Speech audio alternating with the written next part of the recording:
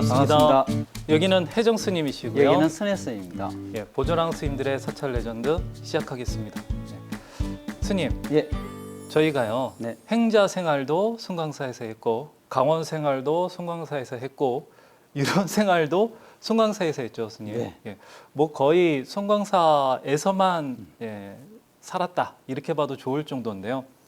학인 때요. 네. 행자 때도 물론 어려웠지만 학인 때 그것도 새내기 1학년 때 그때 추억을 잊을 수가 없어요. 뭘 잊을 수가 없어요. 그렇죠. 왜 잊을 수 없냐 하면 완전 새내기잖아요. 네. 이제 학인이 돼서 내가 스님이 되었고 이제 진짜 스님으로서 열심히 공부해야 되겠다. 이것까지는 좋았는데 여름에요. 땡볕이 막 얼마나 또 그렇게 뜨겁던지 이상하게 그때 이제 그 밀짚 모자. 밀짚 모자 딱 쓰고 대웅전 앞마당에 딱 쭈그리고 앉아가지고 풀을 뽑는데 왜 이렇게 왜 이렇게 힘들던지 그죠 스님? 아 일하기 싫어가지고 출가했더니 일을 더 하는 거잖아요. 그때 저는 울력이라는 단어를 처음 들었어요. 예, 그래서 풀뽑기 울력. 아 그거 아직도 기억에 남습니다. 저는 풀 뽑기는 해볼만 했거든요. 아 그랬어요? 그런데 이 겨울에 눈이 많이 왔을 때요. 아 눈을 딱 뜨자마자 기상하자마자 눈이 소복히 쌓여 있는 걸 보면서요. 이 대중들을 위해서 이제 대웅전 예불하러 가려면 대중들이 갈 수 있는 길을 열어놔야 될 거 아닙니까? 눈을 떠서 몸이 깨지도 않는 상태에서 비를 들고 그것도 쌀이비. 쌀이비를 그 익숙치 들고 않는 쌀이비. 그 대웅전 앞까지요 도량을 빗질을 날씨도 음하게 추웠는데 아유 춥죠. 와 그 쉬지도 못하고 빗질을 했던 그 기억만 하면 지금도요 온몸이 갑자기 추워져요. 네. 예, 아, 송광사가 또 나름대로 그 산 속에 있어서 굉장히 춥잖아요. 스님. 맞습니다. 아, 스님은 겨울에 울력이 아유. 힘드셨고요. 저는 어떻게 보면 여름 울력이 힘들었던 거네요. 네. 그런데 사실 이렇게 울력은 나름대로 사람마다 가장 힘든 것이 조금씩 틀린 것 같기도 한데요. 저는 풀 뽑을 때 그래서 좀 이렇게 못된 생각도 하기도 했어요. 거예요? 풀 뽑기가 얼마나 싫고 힘들었던지. 아, 이 울력 누가 이렇게 만들어가지고 세상에 힘들게 하나. 도대체 얼굴이라도 한번 봤으면 좋겠다. 보면 어떻게 하실 건데? 그냥 얼굴만 보려고요. 아니 나보다 법납이 훨씬 높을 텐데 뭐 어떻게 할 수가 없잖아요. 야단이나 안 맞으면 다행이지. 자 그래가지고 이렇게 신세 한탄을 한 적이 있었어요, 선생님. 오늘 볼 수 있게 해드릴게요. 보여준다는 아니고 볼 수 있게 해준다죠. 예. 네, 보는 건 직접 봐야 되는 직접 거군요. 봐야 되고요. 아, 네. 그리고요 이분이 이 범납이 네. 1500년도에 범납이 살아있다면 아, 대단한 법납인데요. 예. 네. 거의 뭐, 부처님은 안 되겠군요. 네. 네. 자, 알겠습니다. 스님께서 이렇게 호언장담하시니 오늘 헬로우부터 시청자 여러분과 함께 물력을 만드신 분의 얼굴 어떻게 확인할 수 있는가 그 얘기 한번 시작해 보도록 네. 할까요? 옛날이죠. 네. 옛날 수나라 수나라 때라고 해요. 수나라 때 신행이라고 하는 스님이 계셨대요. 이 신행이라는 스님은 어떤 분이었느냐 하면요, 어릴 때 이 소달구지, 요즘도 소달구지가 있나 모르겠는데 그 소달구지가 이렇게 지나가고 있었는데 마침 진흙벌에 그 소달구지가 빠졌대요. 그러면 소가 빠져나오려고 막 몸부림칠 거 아닙니까? 네. 주인은 또 이거 빨리 빠져나오게 하려고 막 옆에서 소를 때리든지 끌든지 했을 거 아니에요. 그러니까 소가 괴로워서 막 몸부림치고 할 거 아닙니까? 네. 눈물도 흘리고 그렇죠. 힘들었겠다, 소도 그죠? 눈물 흘리거든요. 예. 뚝뚝 흘립니다. 보신 분도 있으실 텐데요. 자, 그걸 보고 소가 몸부림치고 고통스러워하는 것을 보고 그때 10살이었던 신행 스님이 옆에서 같이 울었다. 이런 얘기가 전해져요. 그러니까 남의 고통을 공감을 할 줄 아는, 생명의 고통을 같이 아파할 줄 아는 그런 아이였던 거죠. 그러니까 10살 때부터 이런 자비심을 가지고 있었다. 이 정도면요 이미 큰 스님, 부처님 같은 마음을 가지고 어린 시절을 보냈다. 이 끝난 거예요 이제. 준비된 선수죠. 예. 이미 이 정도면요. 자, 그런데요. 아까 제가 수나라라고 했잖아요. 예. 이때가 사실 그 살기 좋은 때는 아니었죠, 스님. 아닙니다. 수나라가 만들어지기 전에요. 이 남북조 시대를 거쳤는데 남북조 시대 때 여러 나라가 찢어지고 싸우고 늘 전쟁통이었고요. 서로 그리고- 자기가 다 먹겠다고요. 예, 예. 그러다 보니까 백성들의 입장에서는요, 희망이 없고 이 지옥 같은 것을 경험할 수밖에 없었던 거예요. 전쟁터라는 게 인간성이 사라지고 말살되는 지옥도잖아요. 예. 선생님. 그렇죠. 거기에다가 이 믿고 있는 불교조차도요, 탄압을 받고, 예? 이 착취당하고, 이 불교도 제 기능을 못하고 있었습니다. 그렇죠. 예. 당시 각 나라의 왕들이 전쟁을 하기 위해서는 군대를 만들어야 되고요. 예. 군대를 유지하려면 가장 필요한 게 돈이 그렇죠. 필요하죠. 돈이죠. 예. 근데 돈이 필요한데 이렇게 봤더니 그 돈을 이렇게 가져오기 위해 가지고 가장 손쉬운 먹잇감을 찾아봤을 거 아닙니까? 그 주변에서 돈이 가장 많은 데가 어딘가 보니까요. 어딜까요? 절이었죠. 맞습니다. 네. 마침 절이요. 예.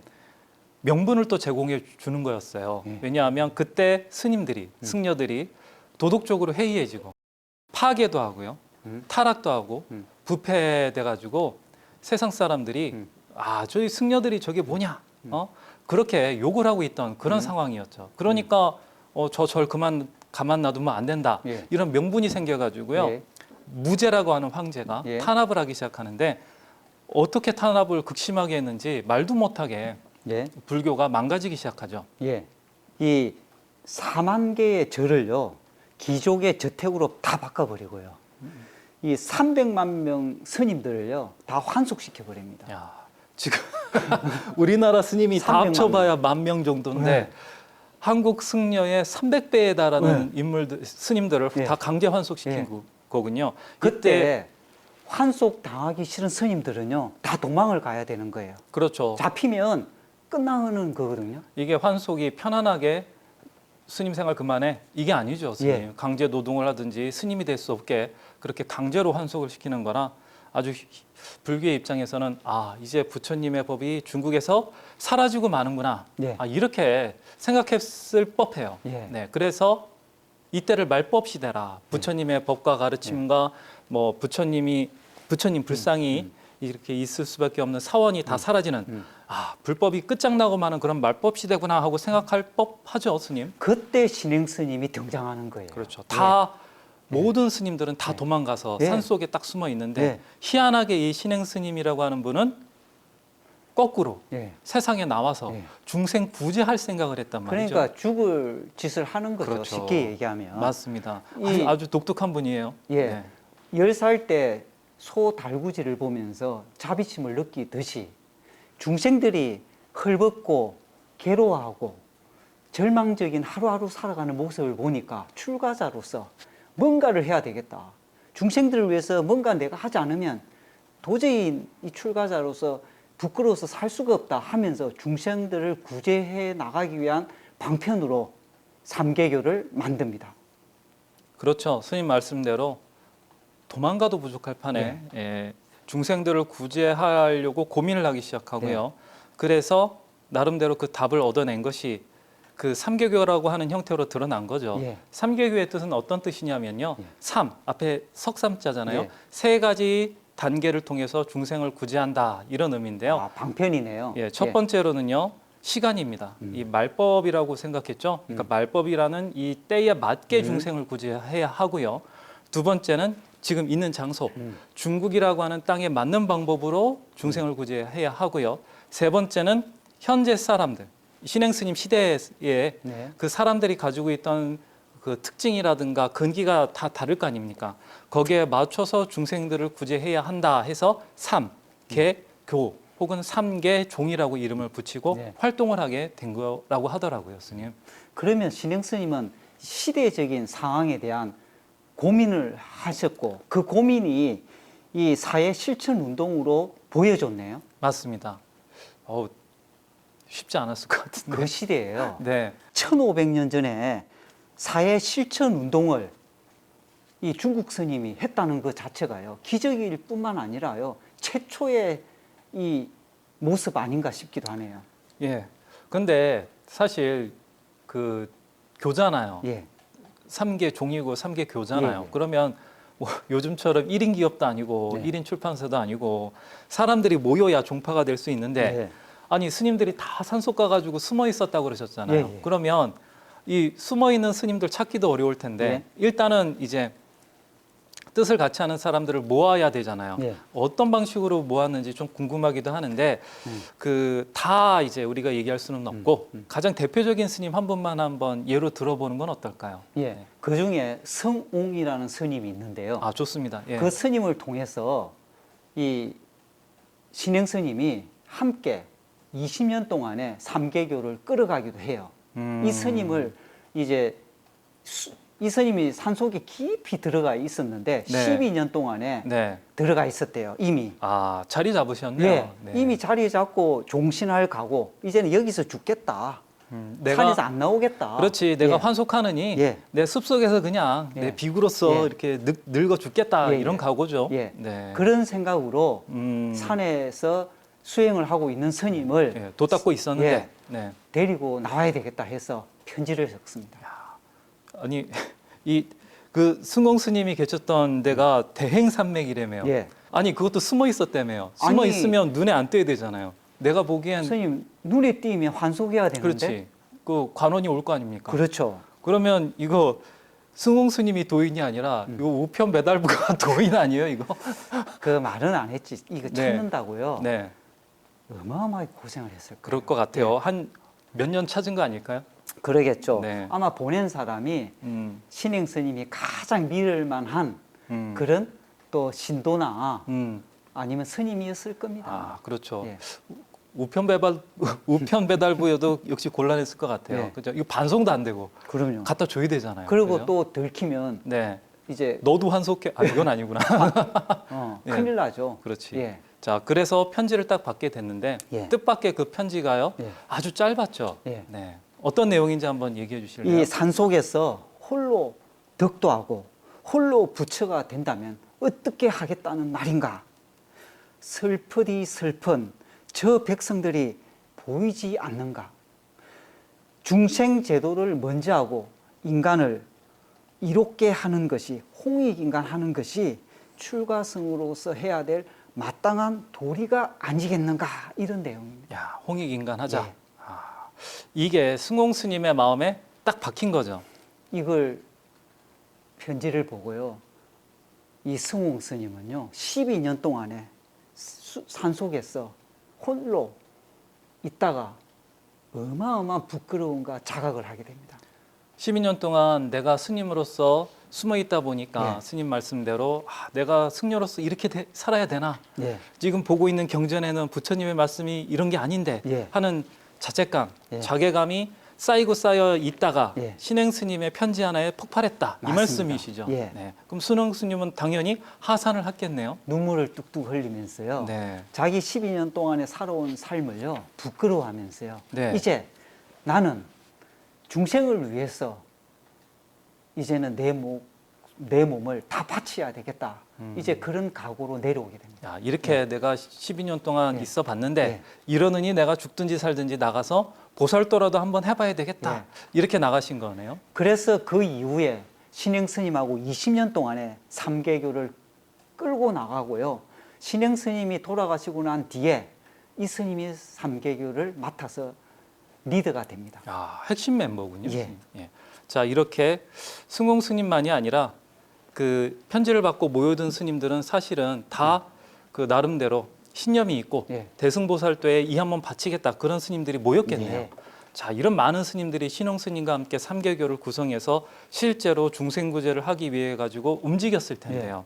어떤 방식으로 이제 중생구제를 하기 시작했나요? 스님이 좋아했던 울력이라는 방식을 통해서 나 중생구제를 합니다. 싫어했다니까. 나 울력 안 해. 나 일 안 할 줄 알고 중됐더니 일만 그 오지게 시대에 시키고. 태어났다면요. 내가 이거 예. 스님도 예. 울력을 했을 거예요. 아 지금도 해요. 그래요? 네. 자 울력으로 중생구제하기 시작했다고요? 예. 언뜻 들으니 잘 상상이 안 가는데요. 그 울력으로 중생구제를 한다. 그 지금은 좀 울력을 하는 걸 당연시하는 분위기긴 한데요. 원래 이때만 해도 그리고 지금도 남방에서는 스님들이 노동, 즉 울력하는 것 자체를 금지하고 있지 않습니까? 이게- 왜냐하면 네. 비구계에 울력이 금해져 있기 때문에 맞습니다. 그렇죠. 네. 그러면 그 난관을 네. 비구계가 맡고 있는 이 금지 조항을 어떤 식으로 해결했나요, 스님? 이 스님 또한요, 네. 그 부분을 알았고요. 굉장히 이 고민을 한 거예요. 그래서 중생들이 헐벗고 고통받고 저렇게 힘들어 살고 있는데, 지옥을 맛보고 있는데, 내가 중생들을 위해서라도 나의 모든 것을 다 내려놔야 되겠다. 그래서 비구계조차도 내려놓습니다. 아, 예. 그럼 비구계를 파괴한 게 아니고요. 예. 오히려 비구계가 귀중한 걸 알기 때문에 내려놓고 예. 온전하게 예. 내려놓고 노동을 집어든 거군요. 예, 비구계는 사실 스님으로서의 정체성이잖아요. 맞습니다. 그러면 이 비구계가 아주 소중한데도 불구하고 중생을 구제하는 보살계만을 딱 지니고 네. 노동을 집어들었다. 그러면 내가 중생 구제를 위해서는 비구라고 하는 신분조차도 버리는 것이 마땅하다 이렇게 생각했다는 맞습니다. 거네요. 아. 그렇기 때문에 그 스님이요, 비구계를 내려놓고 울력을 통해서 중생을 구제하기 위한 방법들을 찾아 나가기 시작하는 거죠. 네. 예. 그럼 울력을 네. 보살 수행으로서 시작했다. 예. 중생 구제로 시작했다. 예. 이 말씀이시죠? 맞습니다. 아, 말 듣다 보니 이제 울력이 조금 울력을 생각이 좀 누가 달라지죠? 시작했나 이제 슬슬 알 것 같네요. 예, 선생님. 예. 그런데 이제 처음 시작했던 그 입이 이렇게 튀어나오게 되는 네. 그 원망하는 마음이나 네. 그 심통이 조금씩 사라지고요. 네. 그 존경심이 조금 생겨나려고 아, 하는데요, 예. 스님. 예. 아, 그런데요, 이렇게 울력을 통해서 중생고제를 하려고 했잖아요. 네. 근데 이 신행 스님에 의해서 시작된 울력은요, 그 성격이 어땠어요, 스님? 지금 우리가 하는 울력을 조금 틀립니다. 아, 그래요? 신행 네. 스님은 중생 구제의 방편으로 울력을 썼는데요. 네. 두 가지 방법으로 울력을 썼습니다. 아, 그래요? 어떻게 하나는요, 했나요? 네. 비전, 자비로울 비자에다가 밭전자, 자비로운 마음을 가지고 중생을 구제하는 방법으로 울력을 하겠다, 밭을 갈겠다, 노동을 하겠다, 이런 뜻으로 비전이라고 이름을 붙였습니다. 아, 이 비전을 통해서 나온 수익은 예. 전부 굶주리고 헐벗은 사람들을 위해서 쓰는 거네요. 예. 네. 그리고요. 또 하나의 방법은요, 경전입니다. 경이라는 것은 받든다, 받들 경이라는 아, 뜻입니다. 지키고 보호해야 예. 할 마땅한 것들. 예. 바로 부처님이나 절이나 이런 거네요. 예, 부처님의 가르침과 이 부처님의 가르침을 지킬 수 있는 절이라든지 이런 것을 보호하고 지키기 위해서 울력을 하겠다. 그러니까 두 가지를 동시에 다 함으로써 부처님의 가르침도 온전히 지켜나가고 네. 중생들도 구제해 나가기 위한 방법으로 울력을 썼다는 거죠. 처음에는. 이야, 그래요? 네. 의외로 좀 놀라운데요. 당연히 스님, 놀랍죠. 지금 절에서 하는 울력은요, 사실 그 절을 좀 관리하고 절의 살림을 좀 살피고 네. 이런 수준에 머물고 있는데 사실 그러면 우리는 반토막짜리 울력만 하고 있는 거네요. 반토막도 아니죠. 이 우리가 대승불교에서 가장 큰 가르침이요, 자리 이타잖아요. 네. 나의 수행도 반드시 해야 되지만 중생들을 이롭게 하고 중생들을 행복하기 위한 수행도 같이 해야 되는 겁니다. 그렇죠. 그런데 지금의 절에서는요, 이 절을 보호하고 지키고 이것을 운영해 나가는 울력만 남아 있다는 거죠. 그 그러면 정신이 그렇다는 그렇죠. 거죠. 중생들을 이익되게 하고 중생들을 행복하게 해 나가는 것을 빠져 있다는 것은요, 어마어마한 반성을 해야 되는 대목 같아요. 아, 그러네요. 예. 본래 울력은 참 멋졌네요. 스님. 멋지죠. 이렇게 네. 세속도 살리고요, 네. 진리도 살리는 이런 걸 모두 다 살리는 울력이라니 네. 좀 멋있는데요. 네. 네. 자, 근데 이 옛날의 울력이야 다 노동 아닙니까? 지금도 뭐 비슷하기는 하는데요. 네. 그러면 이렇게 노동을 하려면 사실 힘들잖아요. 힘들죠. 힘들어서 네. 이 노동을 계속해 나가려면 네. 두 가지 스타일로 갈라질 것 같아요. 네. 하나는 체력이 정말 좋거나 예. 뭐 마당새 스타일 이런 거 네. 있잖아요. 네. 마님하면서 이렇게 네. 몸 막 갈고. 마님들이 좋아하죠. 그렇지, 그렇지. 그리고 또 하나는 네. 정신력 있잖아요. 네. 신심으로 똘똘 뭉쳐가지고요. 네.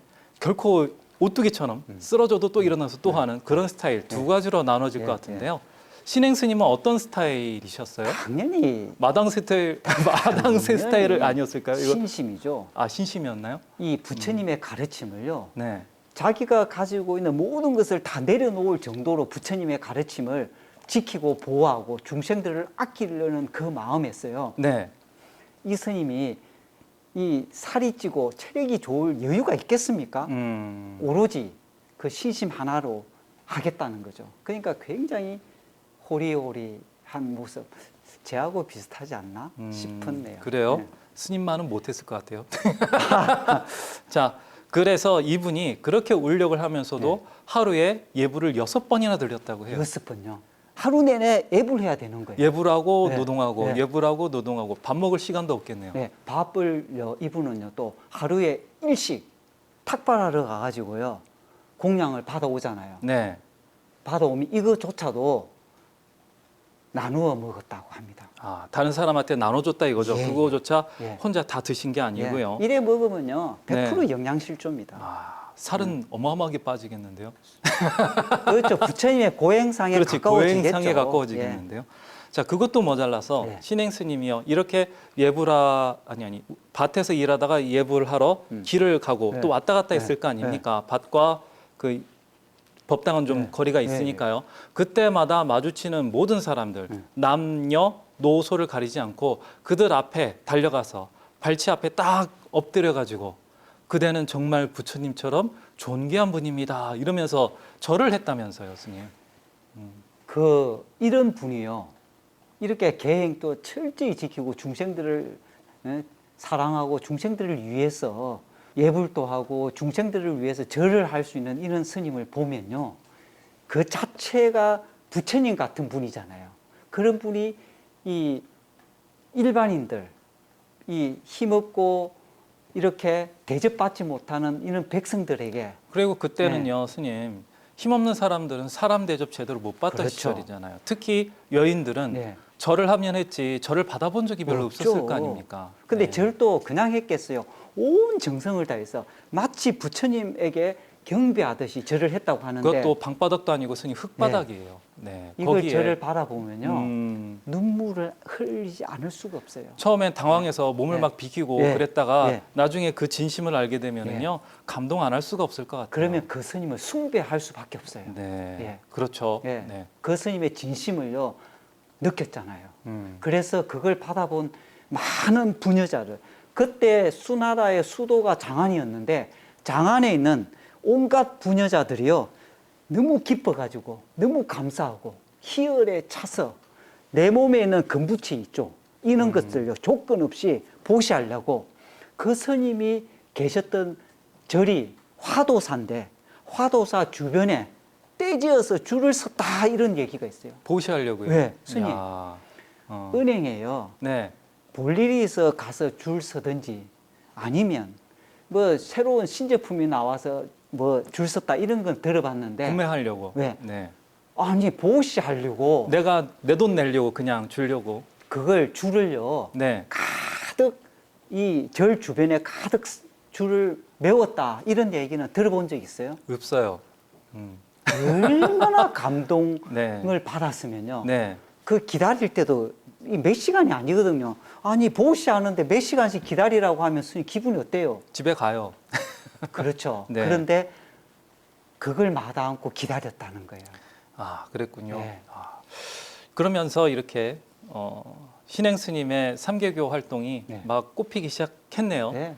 그러면 밭에서 나오는 이문도 있었을 네. 거고요. 이익도 있었을 네. 거고요. 보시금도 막 이제 막 네. 쌓이기 시작했을 네. 텐데. 어마어마하게 쌓였죠. 그렇죠. 그럼 신행 스님은 이 돈을 어떤 방식으로 이제 활용하기 시작하나요? 여기서 신행 스님의 진면목이 드러나는 아, 겁니다. 그래요? 예. 네. 지금 1500년 전 이야기거든요. 아, 그렇지. 네, 맞습니다. 1500년 전에요. 이렇게 모인 돈을 가지고요. 네. 빈민구제 은행을 만듭니다. 아, 요즘 개념으로 보면 네. 은행인 거군요. 예. 네. 근데 이 은행이요, 우리가 생각하는 그런 은행이 아니에요. 오로지 중생들을 위한 은행인데요. 아, 그러니까 요즘 은행 가면 은행 위주로 업무를 진행하잖아요. 은행을 돈 벌기 위해서 네. 은행을 운영을 하잖아요. 그런데 이거는 철저하게 빌려가는 사람 위주로 운영을 했다 이 말씀이시죠? 이런 복지가 불교에서 했다는 것 자체가요 자랑스러운 거예요. 예. 예. 어떻게 이렇게 했는데요, 스님? 지금 은행 가면요 돈 빌리러 왔습니다. 그러면 인상부터 써요. 언제 갚으시? 인상 안 써. 아 그래요? 그럼 내 돈 벌어다 주는 사람인데 왜 인상을 써요? 아니죠. 이 돈을 네. 이렇게 이 돈을 갚을 수 있는 능력이 없는 사람이 돈을 아, 빌려오면요. 그렇죠. 인상 안 쓰겠어요. 그렇지, 어차피 그렇지. 은행 뛰는데. 네, 네, 맞네요. 그런데 네. 이런 사람이 왔는데도 조건 없이요. 이자도 안 받고요. 서류도 안 만들고요. 담보도 설정 안 하고, 예? 이 문서도 작성하지 않고, 예? 어떠한 조건도 없어요. 단 하나는 있어요. 한 가지 조건은 있었다. 상한 날짜 언제 갚으실 겁니까? 아, 왜냐하면 이 돈이 되돌아오는 날짜를 알아야지만 그때 맞춰가지고 다른 사람에게도 이 네. 빌려줄 수 있으니까 맞습니다. 그랬던 거군요. 그렇게 해가지고 네. 돈을 빌려주니까요. 음. 그 당시에 돈을 빌리러 가면요. 다 고리 대금업을 통해서 돈을 빌렸거든요.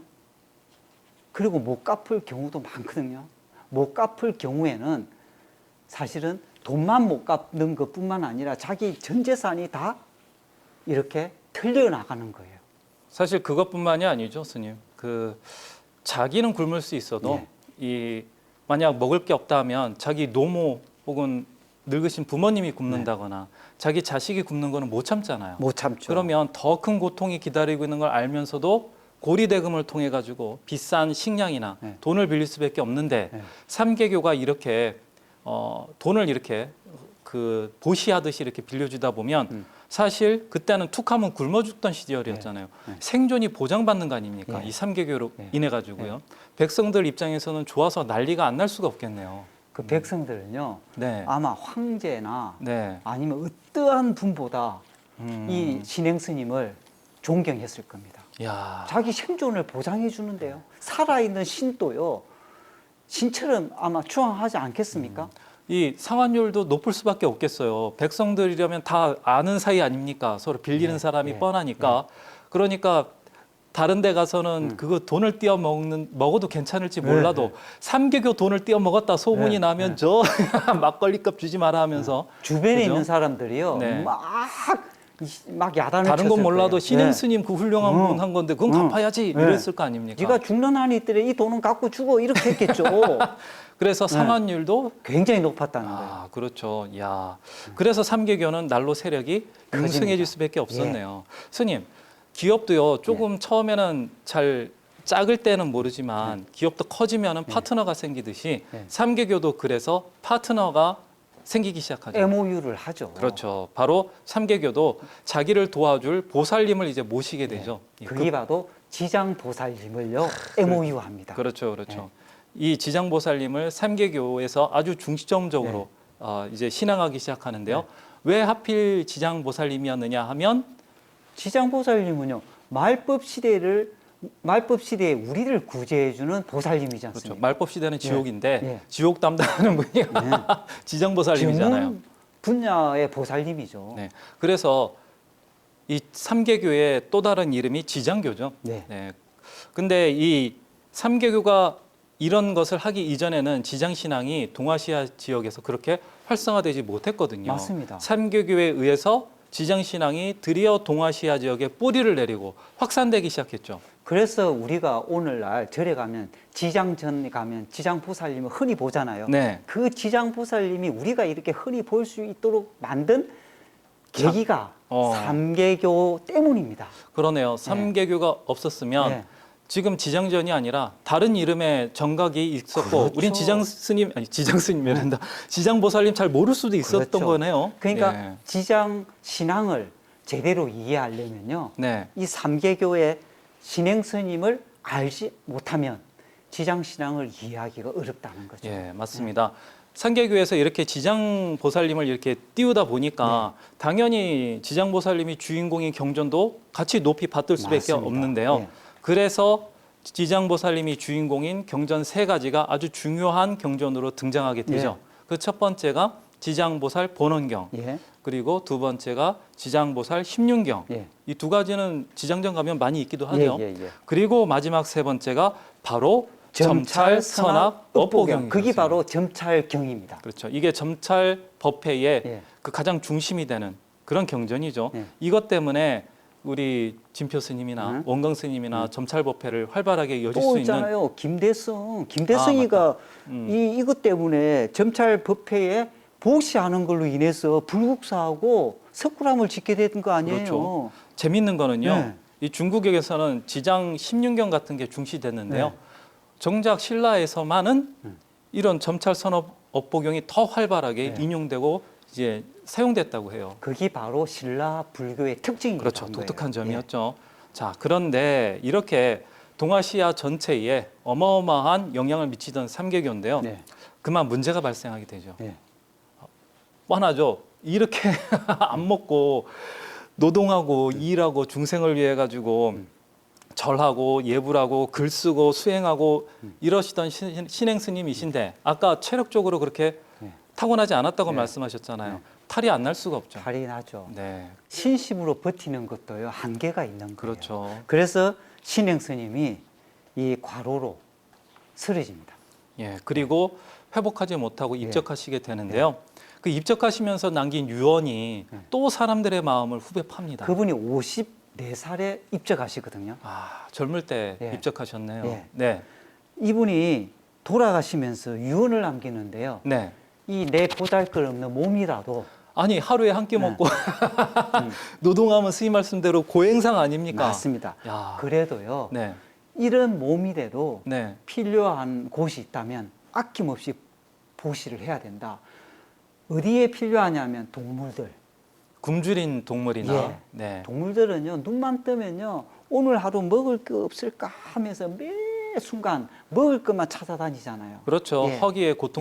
고통스러워하면서 맞습니다. 다니죠. 그런 동물에게라도 도움이 될 것이다 해서 그런 동물들을 위해서 시신을 보시를 해라 하고 유언을 남깁니다. 야, 신행 스님을 존경하던 분들 마음은 찢어지겠습니다. 온전하게 찢어지죠. 시신조차 모시지 못하고 예. 동물들은 예의 차리지 않잖아요. 막 먹잖아요, 스님. 그렇죠. 그러니까 그게 참 보기에는 가슴 아픈 일 아닙니까? 그러니까 죽어서까지 모든 것들을 중생들에 이롭게 할 수 있다면 그 중생에는 동물도 포함되어 있죠. 그렇죠. 나의 모든 것을 다 바치겠다. 야, 정말 부끄럽죠. 스님으로서 사실 정말로 부끄럽고 배워야 될 점이 너무 많은 것 같아요. 그렇습니다. 그래서 그 삼계교의 많은 스님들이나 신도들이 메말라서 깡말라서 한없이 가벼운 신행 스님의 몸을 딱 모시고 그 숲으로 가죠. 예. 이제 그 동물들에게 몸을 이렇게 공양을 올리는 사신 공양을 하기 예. 위해서 죽은 몸을 예. 바치기 위해서 가는데 자, 이 소문이 장안에 퍼지자 난리가 나죠, 스님.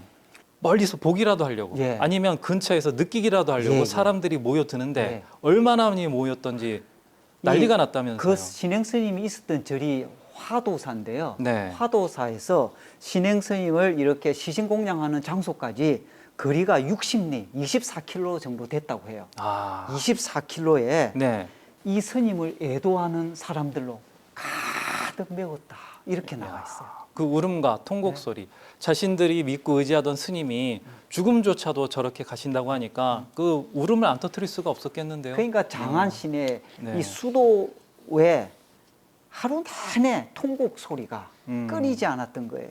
60리길이면 24km잖아요. 네.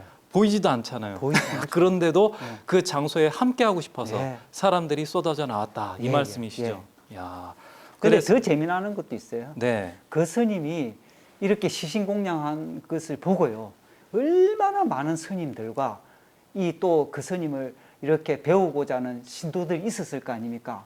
나도 스님처럼 시신 공양을 하고 중생들을 위해서 내 몸을 바쳐야 되겠다 하는 사람들이 몰려나기 시작을 합니다. 아, 나도 신행 스님처럼 내 몸을 짐승들에게 네. 공양하겠다. 예. 아, 그러면서 그 주위에 자연스럽게 신행 스님을 중심으로 해서 자기 몸을 동물들에게 바친 사람들의 탑이 만들어지기 시작했다면서요. 그래서 그게 100여 개가 넘었다고 하거든요. 그래서 그 이름을 백탑사라고 불렀답니다. 나중에 절도 세워지게 예, 되고요. 탑 주위에. 예.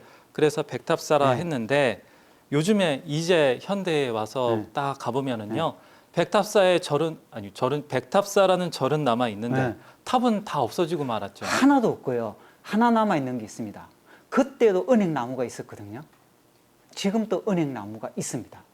그 은행나무가요. 이 역사들을 지켜보고 있었던 거죠. 그렇죠. 예. 신행 스님의 가시는 모습부터 예. 그 신행 스님을 따르는 사람들의 그 사신 공양을 바라보던 은행나무는 남아 있는데 예. 그 탑은 다 사라지고 없다. 하나도 없어요.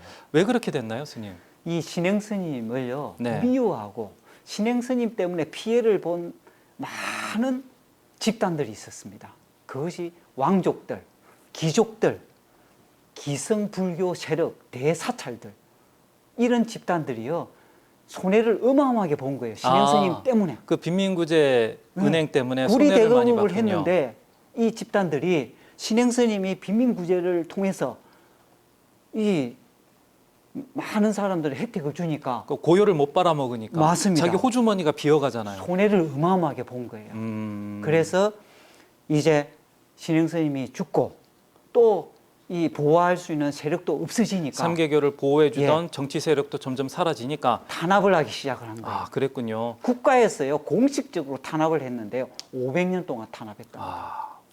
씨를 말렸군요. 예. 그리고 공식 문서에서 삼계교라고 하는 이름 자체를 거론하지 못하게 예. 싹 말소해 버렸군요. 그래서 그 이후에 삼계교라는 이름 자체가 역사에서 완전히 사라져 버려요. 이렇게까지 한 이유는 단 하나네요. 예. 다시는 삼계교에서 한 그런 빈민구제 은행 같은 것이 등장하지 못하게 예. 아예 씨를 말려버리겠다. 맞습니다. 그런 시도조차 못하게 만들겠다. 예. 이러한 의도였군요. 맞습니다. 근데 참 그 세력 중에 네. 불교계도 포함되어 있다는 게 참 마음 아프네요, 스님. 예. 네. 그래서 삼계교가 사실은 신행 스님 이후 500년간 탄압을 받고 역사 속에서 완전히 지워졌었는데 네. 현대에 이르러서 겨우 다시 되살아나게 된 거고요. 네. 그렇죠, 스님. 이제서야 우리가 또 삼계교 이름을 거론하게 된 거죠. 네.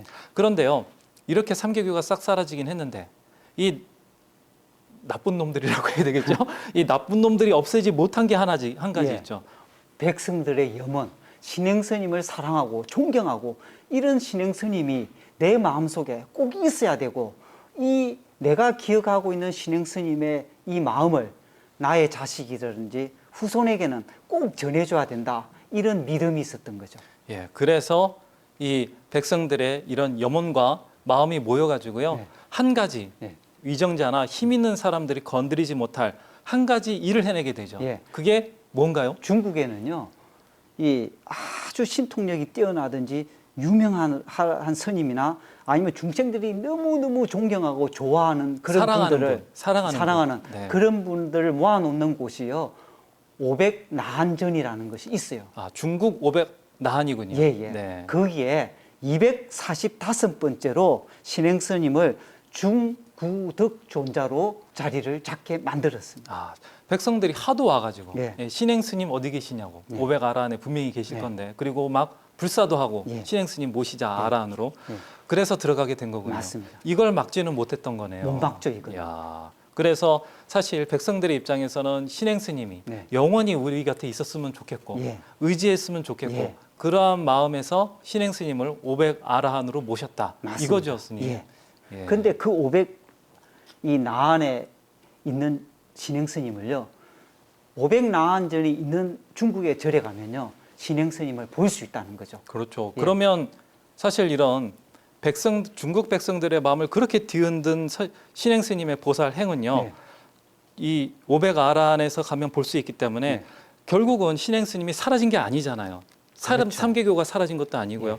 다시금 언제든지 다시 되살아나서 우리 옆에 와서 우리와 함께 동고동락하면서 우리를 위해 가지고 같이 살아 주실 거다라고 하는 희망을 거기에 담아서 놓아둔 거라고 봐도 그렇죠. 되겠네요. 이 보조랑 스님들도요, 네. 이 신행 스님의 이 정신과 삼계교 활동을 통해서 네. 보조랑 스님들도 깊게 감동을 받고요. 네. 그 기억을 기억하고 잊지 않으려고 했기 때문에 오늘 이 이야기를 하게 된 거죠. 예, 그런 것 같습니다. 참, 야, 정말 감동적이네요, 스님. 예, 이 신행 스님과 삼계교 이야기를 통해서 그 생각을 좀 곰곰이 해보면요, 네. 울력할 때 조금 입도 좀 덜 튀어나오게 하고, 네, 행복하게 울려갈 수 있겠죠? 행복하게 못하게, 행복하게는 못하게 할 것 같은데 네. 어쨌든 네. 이렇게 보살심을 낼 수 있도록 또 네. 노력해 봐야 될 것 같아요. 맞습니다.